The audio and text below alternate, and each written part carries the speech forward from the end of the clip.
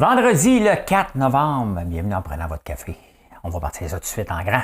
Le 4 novembre au soir. Le 4 novembre au soir. Le 4 novembre au soir. Ah, OK. C'est bien ça, ce soir, hein, le 4 novembre. C'est Jean Chrétien en 1993.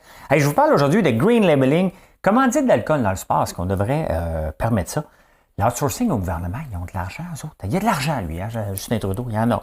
Taylor Swift, on va parler de ça. La FCC qui veulent peut-être bannir TikTok, ça c'est aux États-Unis. Au Québec, imaginez-vous Horacio Arruda en pleine pandémie, qui s'en va participer à un show de télé, puis il embrasse quelqu'un. Ça s'est passé pour vrai, mais pas ici. Tomber sur la tête, l'élevage d'animaux de fourrure, je vous parle de ça. En finance, la Fed qui monte les taux d'intérêt, je vais vous montrer ce que la bourse a fait. Hein? Le marché de l'aluminium vert, ça marche-tu? Ça ne marchera pas. Notre patente à Fitz, on va parler de ça. Twitter, il en met de l'argent en R&D. Il devrait mettre de l'argent pour être capable d'éditer un texte, un tweet en partant. L'insolite, la phrase la plus dite dans la Bible, combien d'oreillers? Je vais vous dire comment ça va dans votre vie avec le nombre d'oreillers que vous avez dans votre lit. Et une citation de Steve Jobs aujourd'hui. Bonjour tout le monde.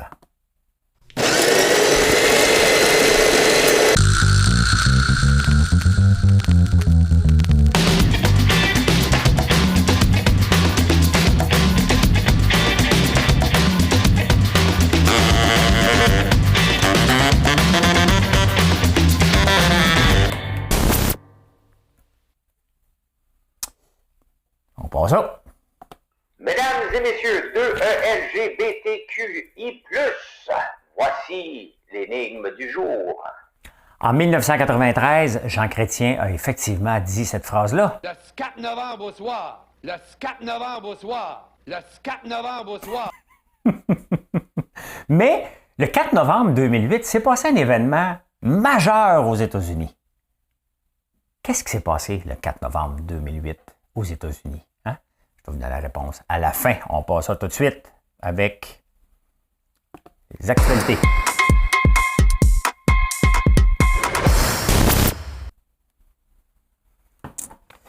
Le green labeling aujourd'hui, c'est un peu en ce moment n'importe quoi. Hein? Tout le monde est green, tout le monde dit hey, « regarde, ma tasse est green, mon chose est green ». Et ça me fait penser au début du bio. Hein? Tout le monde se disait bio, tout le monde utilisait le mot bio. D'ailleurs, on l'utilise un peu trop. Le bio dans le sirop d'érable, y a-t-il quelque chose de moins bio que... Oui, il y a des approches, hein? Mais on ne devrait pas appeler ça bio dans le sirop d'érable, on devrait appeler ça éco-responsable, c'est que tu respectes la nature plus que bio. Là. Tu ne peux pas quand même changer la nature. Oui, tu peux faire des affaires, là, mais la plupart des érablières au Québec, je dirais 95%. Moi, je suis bio, mais je n'ai pas été chercher la certification, j'ai tous les équipements.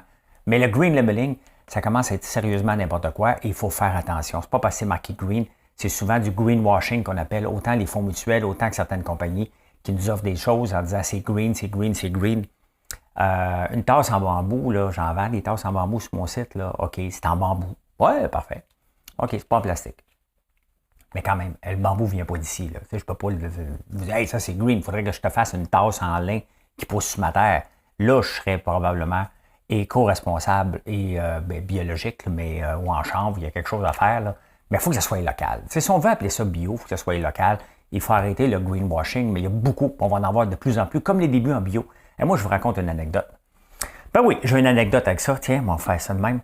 Je travaillais pour une ferme bio, je dirais pas où, là, il n'existe plus. Mais il me faisait lever à 4 heures du matin pour aller mettre des pesticides, pas que personne s'en rende compte, puis que les pesticides disparaissent avant que les gens viennent cueillir les framboises le matin. Fait vécu, mesdames et messieurs. Fait vécu. Donc, le green label en ce moment, là, c'est juste pour te faire payer plus cher. Hein? Dis-toi que c'est ça. C'est juste pour te faire payer un petit peu plus cher pour se faire passer vert. Faites attention.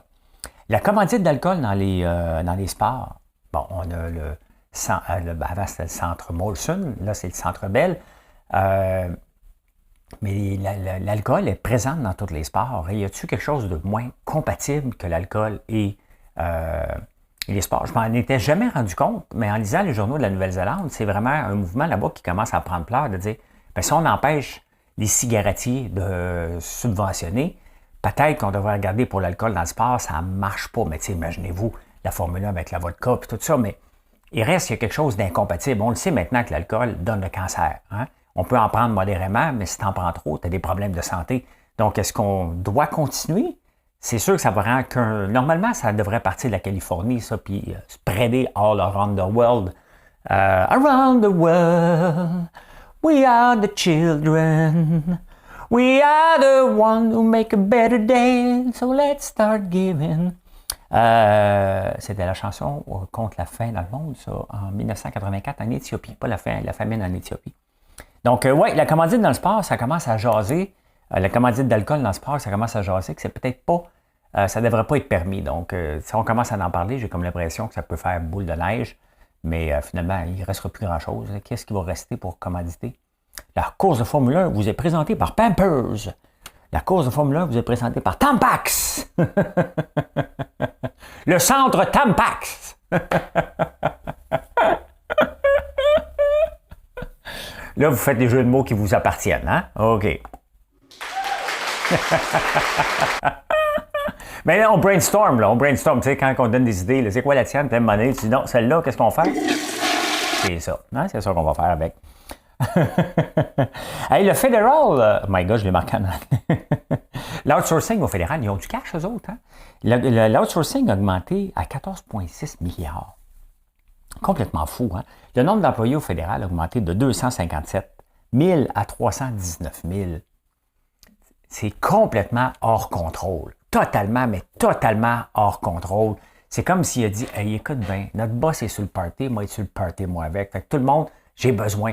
Et dans une entreprise, là, peu importe la grosseur d'entreprise, je vous le dis, tout le monde va avoir son petit empire. J'ai besoin d'un peu plus de monde. J'aurais besoin de quelqu'un. Là, j'ai un rapport. J'aurais besoin de quelqu'un pour faire le rapport. J'aurais besoin de caisser. Et là, à un moment donné, tu te ramasses avec un empire.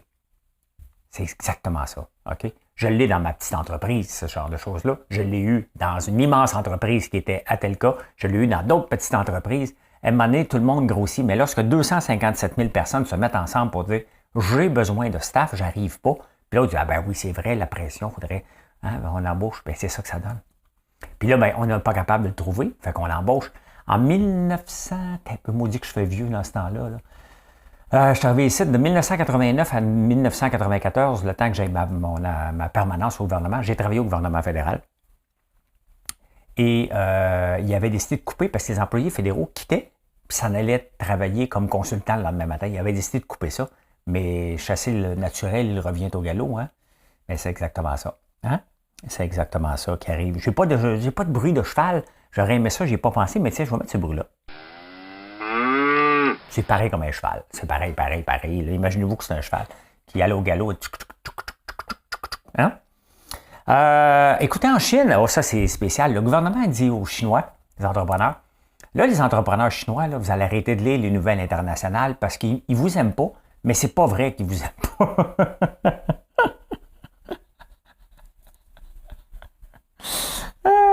C'est vraiment ça. Le gouvernement chinois a dit aux entrepreneurs de la Chine, arrêtez de lire les journaux internationaux. Ils ne vous aiment pas, mais ils achètent vos affaires pareil, ça va juste vous démoraliser. Imaginez-vous Justin Trudeau dans la presse au Journal de Montréal. Hein? Justin, 2 points. Entrepreneur, ne lisez pas les journaux chinois. Ils risent de vous. Hein? Ils risent de vous. Ben, c'est ça, le mot, une risée, ça vient de là. Ils risent.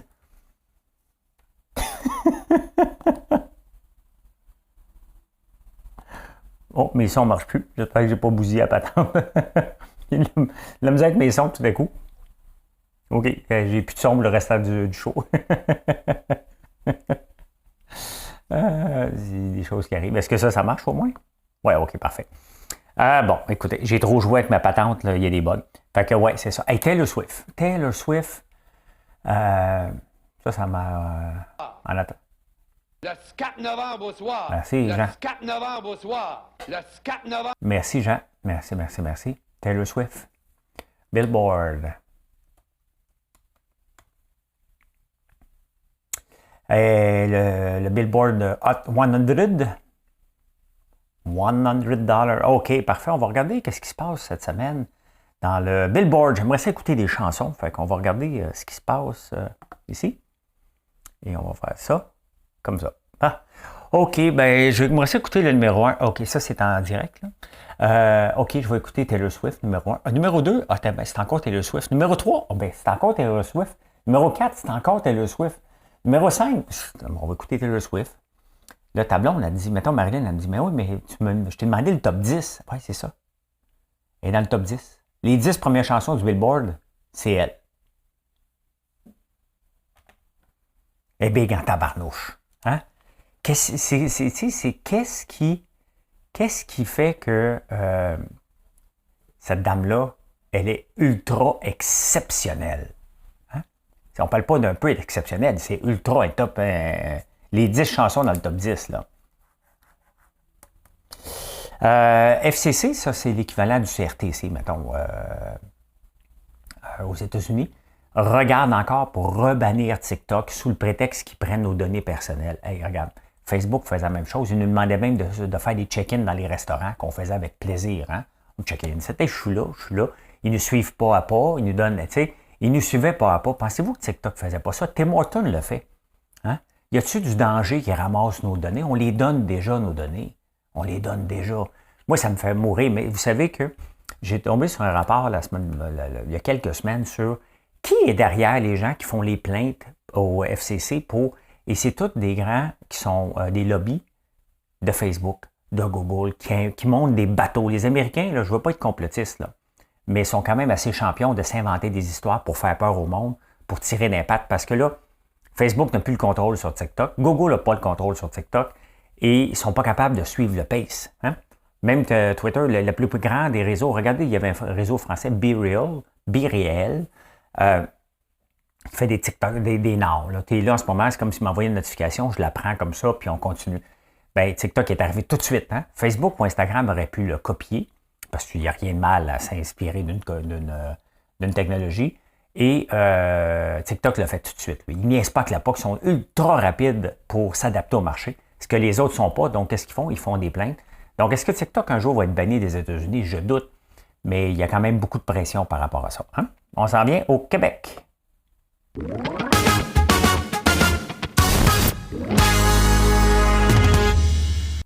Pour moi, mes écrans marchent encore. Je ne sais pas ce qui se passe avec mes sons dernièrement. J'ambitionne un peu trop. Je vous parle, je suis au Québec, mais je vous parle de l'Angleterre. L'équivalent d'Horacio Arruda, donc celui en charge de la santé là-bas, là, pas le ministre, là, mais le président de la santé, est allé au show de célébrité qui va avoir à TVA ici, I'm a Celebrity, Get Me Out of Here, hein? Pendant la COVID. C'est une bonne idée, hein? Mais il y a des gros noms. Au UK, là, c'est des méga gros noms là, qui sont là.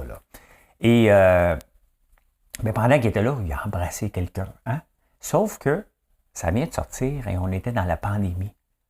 Fait qu'il est comme dans le trouble. Je sais pas s'il était en... Mais tu sais, on le voit, hein, Boris Johnson. On peut le voir que, regardez, on a un boss qui était Boris Johnson, qui était loose canne totalement, faisait des parties, les accolades, toute la patente pendant qu'il était président. Ils l'ont mis dehors à cause de ça, entre autres. Donc, tout le monde en dessous se dit, ben lui, il a le droit, moi aussi, je vais le faire. C'est exactement ça. Et c'est pour ça qu'on voit les dépenses folles de Trudeau, parce qu'il ne contrôle rien, puis tout le monde commence à dépenser en dessous parce que, au nom de la COVID, ça prend des empires. Ça ne sera plus défaisable, là. Ça ne sera plus défaisable ce qu'ils font là. Donc, ben voilà. Hein? Donc, imaginez-vous Horacio Arruda qui rêvait de ça. Le gars s'appelle Hancock. Hein? L'immigration, il faut être prudent. J'ai toujours été dit qu'il faut augmenter les seuils des migrants. Mais là, écoute, 3 années en ligne à coût de 500 000 personnes. On est quand même, 38 millions au Canada? Ou 30 millions? Je ne sais pas. Comme un maudit inculte qui fait des nouvelles, qui ne sait même pas. Pardon, Jean, tu le sais-tu, toi? Le 4 novembre au soir. Ah, OK, parfait.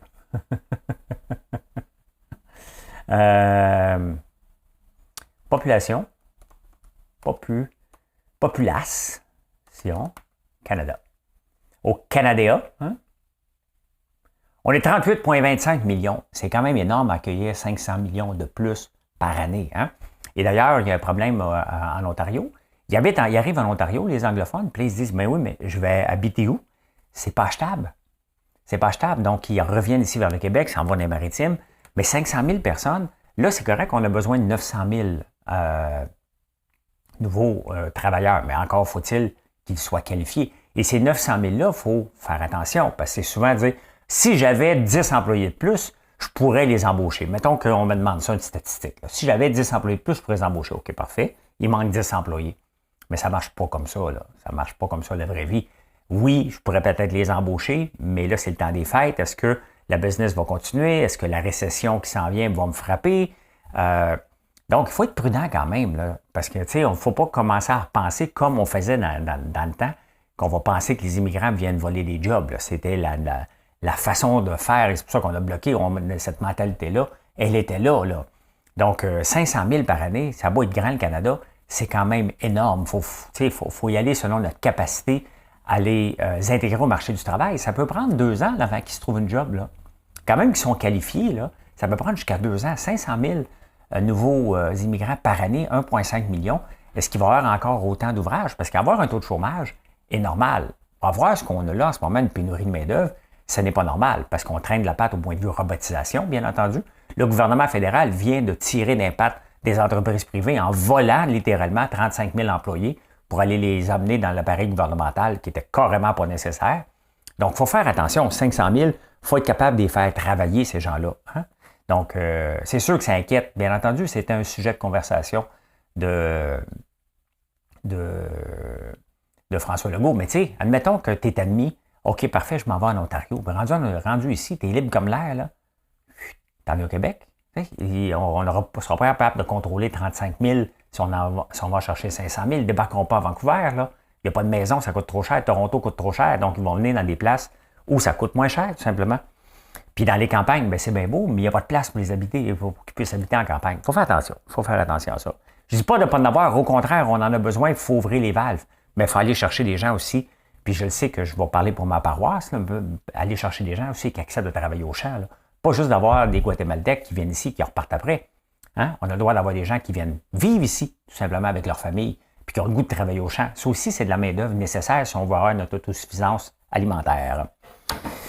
Oh, bien, la CAQ est prête à changer de serment. Bien, bravo.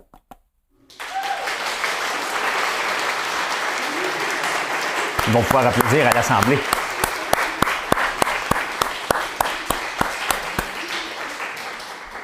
Voilà. À l'Assemblée, ça applaudit tout le temps. Donc, il faut juste qu'ils rentrent à l'Assemblée. Il faut qu'ils disent je le veux. Je veux prêter serment au roi, le pas beau. Là. Dis pas beau, ça ne dérange pas. Là. Dis des choses que tu n'aimes pas, mais dis, fais juste le dire. Hein? Dis. M'a dit à toi, Big Brother, on riait tout le temps avec ça. Elle dit à moi, elle dit, tu sais, la coiffeuse, là. Elle dit à moi, elle dit, après ça, c'est pas important. Elle dit à moi, elle dit. L'avez-vous déjà entendu cette phrase-là? S'il vous plaît, dites-moi-le dans les commentaires. Hein? Tombez sur la tête. Moi, bien ici.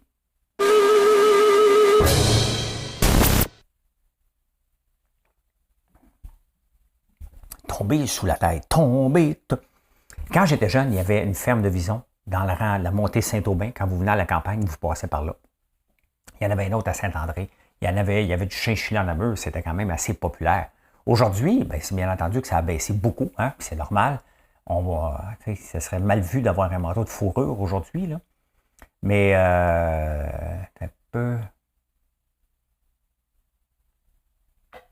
Oui, le commerce de fourrure au Canada. Écoute, on produit 37 000 peaux au Canada, au Québec, pour à peu près un chiffre d'affaires de 10 millions. Il y a 9 éleveurs de renards. Les deux seuls fourrures qu'on peut élever en ce moment, c'est du vison et des renards. Bien entendu, c'est qui est les premiers consommateurs? La Chine, la Russie et l'Ukraine. Donc, ça va être assez tough. Je ne sais pas, mais c'est bien évident que si j'avais une ferme de vison, je ne serais pas en train de faire des lives de là-bas. Là. On s'entend là, que c'est mal vu maintenant, mais ça existe encore. C'est quand même un chiffre d'affaires de 10 millions. Au point de vue, puis ça a commencé quand même en 1800, en 1820, en 1880 et en 1920. Regarde, je fais un Bernard, on va y aller comme ça, zoom in. Je fais un Bernard Drainville de moi. Là. En 1920, un couple de renards coûtait 18 000 $. J'avais vécu la même chose avec les autruches aussi. Hein. Toutes les nouvelles races qui rentrent ici, les alpagas, c'était le même au début. Les autruches, les chefs boers que j'ai, ça coûtait tellement cher. Et à la fin, ça donne absolument rien. Là, on se fait tout avoir avec ça. Mais quand même, en 1920, un couple de renards reproducteur coûtait, en 1920, là, 18 000 $. Il y a eu la compagnie de la baie d'Hudson aussi, qui est partie avec ça, le commerce des fourrures. Puis le commerce des fourrures, il est reconnu que la valeur de production des fourrures est plus élevée que la valeur de la foresterie sur une même superficie de terrain. Ouais, c'est ça. Ouais. Donc, c'est plus rentable de tuer des renards que de couper un arbre. Selon... selon... en 2006, les exportations de fourrure ont rapporté 226 millions de balance commerciale du Canada. Quand même, c'est pas si mal, hein? Parce que le sirop d'érable, je pense que c'est 500 millions que ça rapporte. Donc, les exportations de peaux et de vêtements ont également rapporté 430 millions. Et l'activité commerciale mondiale des fourrures était évaluée à 15 milliards. Mais on s'entend que c'est pas mal moins fort qu'avant. Hein? On s'en vient en finance.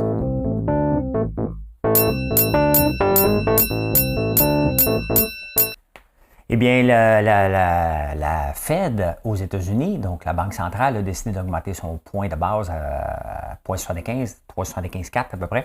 Et je vous montre ce que la bourse a fait au moment que c'est arrivé. Hein? Au moment que ça... Voyons. OK, parfait. Au moment que ça a parti, c'était à 2 heures qu'ils ont annoncé. Donc, juste avant 2 heures, il y a eu un spike, hein, vraiment, de dire, OK, juste avant un peu de spéculation, les compagnies ont monté. Là, ça a resté comme ça à peu près pendant une demi-heure. Hein? Qu'est-ce qu'on fait avec ça? On le montre, qu'est-ce qui va se passer? Puis à un moment donné, on dirait que le monde se sont réveillés et la bourse s'est mise à dégringoler, mais solide, 1,5 %, 2, le Nasdaq 3, pas presque 4 %. Donc, ça a planté d'un coup parce que là, ils ont dit, nous autres ici, un peu comme la Banque du Canada, on va mettre un break à tout ça, puis il faut qu'on règle ça. Regardez ce qui s'est passé avec le dollar canadien. Suite à ça, ben on s'en vient. Le dollar canadien a tout de suite baissé, bien entendu, pas beaucoup de 0,5 parce que là, c'est plus avantageux. Tu sais, quand on parle, on a des milliards à placer, on se promène souvent avec des pays stables, donc on peut le placer au Canada, aux États-Unis. Là, en ce moment, les taux d'intérêt vont être plus élevés aux États-Unis qu'ici, donc c'est plus avantageux d'aller aux États-Unis, placer l'argent que du Canada. Donc, il y a des mouvements comme ça qui se passent, là, mais ça a planté solide. Je suis tombé sur une statistique très intéressante. Très, très, très intéressante. Je vous montre les pays où les gens sont... On peut penser qu'être à son propre compte est un avantage, hein, mais c'est complètement faux. Regardez, la plupart des pays où sont self-employed, donc les gens ont créé leur propre emploi. Le Niger, l'Afrique centrale république, le Tchad, la Guinée, Somalie, Sierra Leone. En Somalie, sont tous propriétaires de bateaux, c'est des pirates. Regardez, hein? Donc les pays les plus pauvres, c'est ceux qui ont le plus grand taux de self-employed. Il n'y a tellement pas de job qu'ils se créent une petite job-in, si on veut. Hein? Le Canada est où? Le Canada.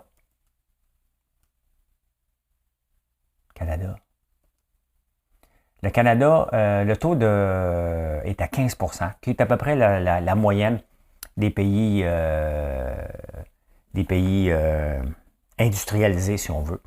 Donc, vous voyez, si vous entendez qu'un pays... Moi aussi, quand j'ai vu ça, je suis tombé sur la statistique, j'ai fait, voyons donc, il y a bien des entrepreneurs là-bas. Ouais, mais c'est pas tout à fait la même chose. Hein? Donc, le profit des pétroles, ils ont rapporté 250 milliards depuis le début de l'année. Aramco, la compagnie d'Arabie Saoudite, pourquoi vous pensez qu'à Dubaï et à Qatar, ils bâtissent tout ce qu'ils veulent? Ils ont rapporté 113 milliards de profit. Hein? C'est énorme. C'est énorme, hein? Parce qu'ils se sont servis du prétexte de la guerre en Ukraine pour empocher total. Ici, on est en train de regarder si le 5 livres de carottes n'est pas plus cher, s'il n'y a pas une collusion sur le prix de la bouffe. Là. Mais sur le prix du pétrole, c'est pas mal plus grave qui se passe. On ne peut absolument pas rien faire. Mais absolument rien. Mais regardez, c'est 113 milliards, seulement 250 milliards de profit depuis le début de l'année. C'est énorme, hein? C'est énorme. C'est pas parce qu'il y en manque de pétrole, parce qu'ils jouent avec la spéculation. S'il y a bien quelque part qu'on dépense beaucoup et qu'on se fait contrôler l'argent, c'est bien là, c'est le fun. Puis c'est correct qu'on regarde les métros et les loblaws de ce monde. Là. Moi, si je n'aurais pas profité d'une coupe de cents, monter, OK, ça a monté d'une pièce, on va lui mettre une pièce et 5 plus cher. Quand que ça, tu sais, dans le fond, là, le gouvernement Canada, ici, canadien, là, parce que dans le temps que il y avait aussi le plus meilleur pays du monde, là, mais en attendant. Le 4 novembre au soir. C'est ça, le 4 novembre au soir. C'est à partir de ce moment-là qu'il a dit après ça. Le 4 novembre. C'est ça qui est arrivé.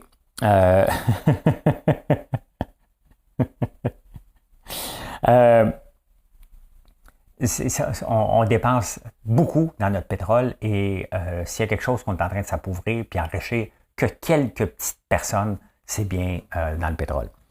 Le marché de l'aluminium vert, je vous parle de ça parce que, regardez, le marché, on pense qu'on est tout seul. Il faut toujours faire attention quand le gouvernement nous annonce que nous, on s'en va vers l'aluminium vert, puis tout le monde va acheter notre aluminium vert. C'est un marché intéressant, c'est vrai. L'aluminium est déjà un métal qui est recyclé à 75 %, ce qui est très intéressant. Mais on n'est pas tout seul.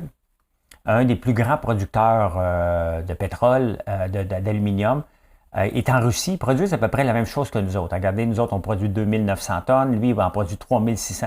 Lui aussi a du pétrole. Et c'est simple, l'aluminium. Il y a quelque chose, il y a quelques patentes. Là. Mais dès que tu utilises l'hydroélectricité, tu peux presque le mettre le taguer vert.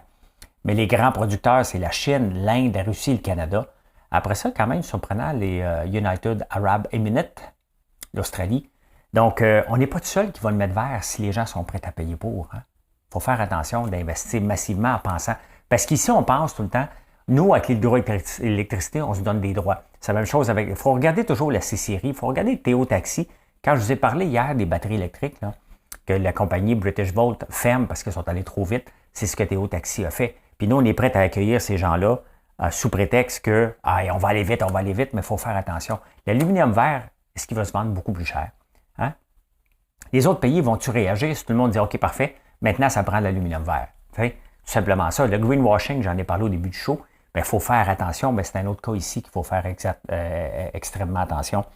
De ne pas se faire avoir. C'est correct, mais pensons pas que les gens vont se garrocher là-dessus. Les gens ne se sont pas garrochés, c'est assez série non plus. Hein? Et la Russie, ça va peut-être mal en ce moment, mais ils vont trouver des débouchés pour leur métal, pour leur aluminium. L'Inde va en acheter de toute façon. Il y a déjà un très grand producteur. Et la Chine va en acheter s'il n'est pas cher. Les gens vont acheter encore ce qui n'est pas cher, là, à moins que ça soit obligé, tout simplement. Hein? Hey, Twitter, il investit 1,2 milliard par année en recherche et développement. Qu'est-ce qu'ils font avec cet argent-là? Hein? Elon Musk va mettre la hache là-dedans, quand même. Ils n'ont même pas encore sorti le bouton comment éditer un tweet. Tu es obligé de recommencer.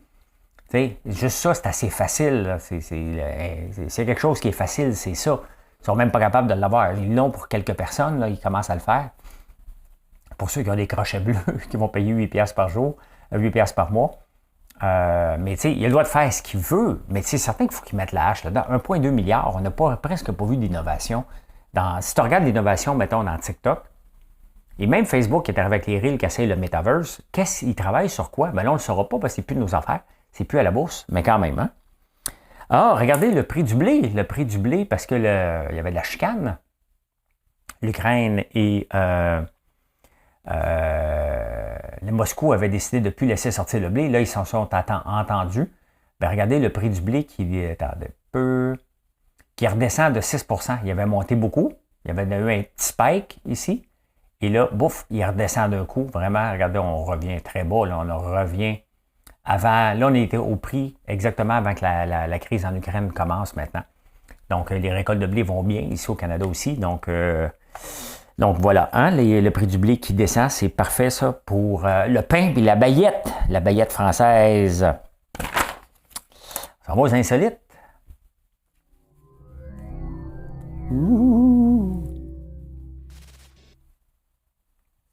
Quelle est la phrase la plus écrite dans la Bible? Je sais que vous dites la Bible, on s'en fout de la Bible, mais quand même. Be not afraid. Hein? N'ayez pas peur. C'est la phrase la plus commune dans la Bible. Des fois, tu lis la Bible, tu dis non, j'ai-tu déjà lu? Parce que moi, des fois, je peux m'endormir. OK, be not afraid. OK, parfait, je n'aurai pas peur. Quel est l'élément le plus commun sur Terre? Pourquoi faire j'attends? Parce que vous n'êtes pas capable de me donner la réponse, je ne vous entends pas. C'est le fer. 32 % de la Terre est composée de fer. On n'est pas à veille d'en manquer, là. Ça se peut qu'il est creux, là. Mais il y avait Fermont ici, Shefferville, hein, qui avait été bâti là-dessus, quand même. Hein? J'espère que je ne me trompe pas. Là. Moi, je prends des douches froides. Plus froides au complet, mais vers la fin, là, je commence à réduire la température. Mais là, il y a une étude. Il y a des études scientifiques. Puis moi, j'aime ça, trouver des études pour vous en parler. Il y a une étude scientifique qui dit que plus longue et chaude est la douche, plus vous vous sentez seul dans la vie. Donc, tu vas dans la douche, tu prends une longue douche réconfortante, là. Comptez le temps, regardez si vous vous sentez seul. Pas obligé de l'écrire, c'est personnel. Moi, je me sens seul, moi!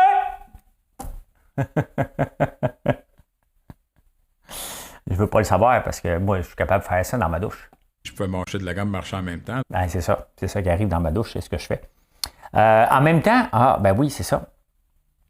Combien d'oreillers? C'est la même chose. Il y a une autre étude qui a dû se pencher, dit OK, parfait, tu prends ta douche longtemps chaude. Je vais regarder les oreillers. Combien d'oreillers vous avez dans votre lit? Bien, ça représente votre degré de solitude aussi. 1, 2, 3, 4, 5, 6 oreillers. Bien, j'ai de la décoration, là, puis je sac ça au bout des bras. Sinon, ben, j'en ai 4 oreillers.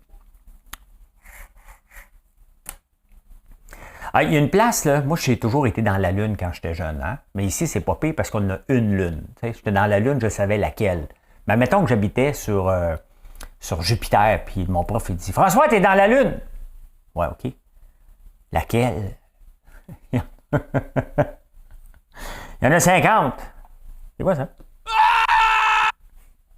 Non, je ne saurais pas dans quelle. Quelle lune? Hein? T'es dans la lune. Réveille-moi pas. Hein? Hey, online dating, si jamais tu es en train de dater quelqu'un en ligne, là, puis il te répond tout de suite, comment ça va? Ça va bien. Hein?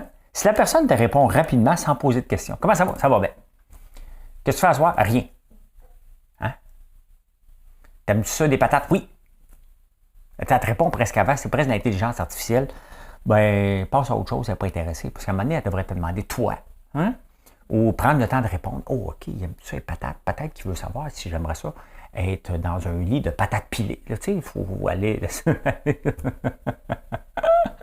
Ben, c'est parce qu'hier, j'ai vu la chaise de sexe à Gwyneth Paltrow. Fait que j'ai des idées, là, patates pilées dans. Pensée du jour, tiens.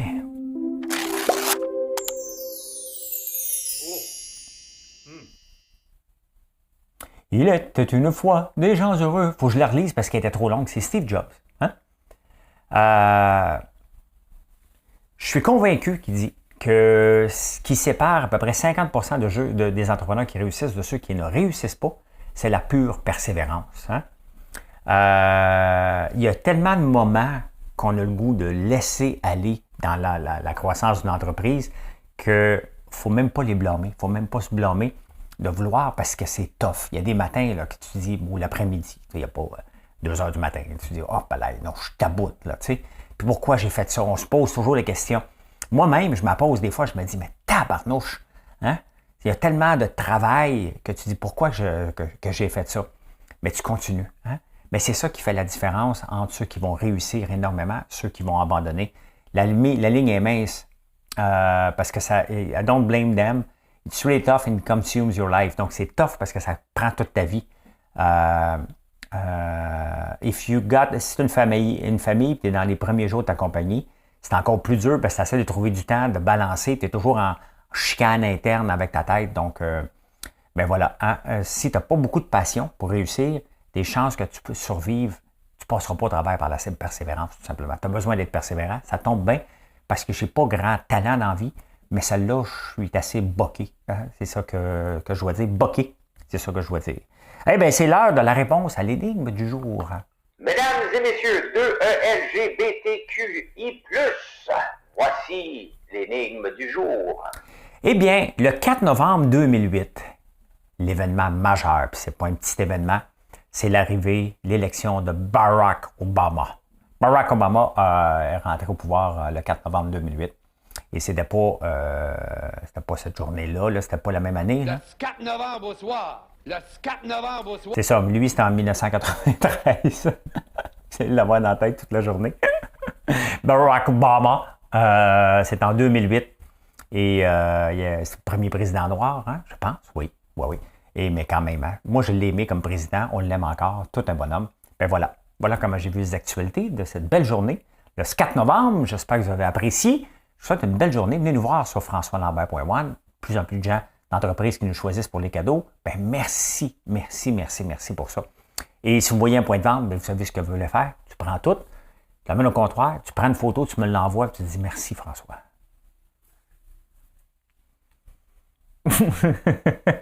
Bye, bonne journée.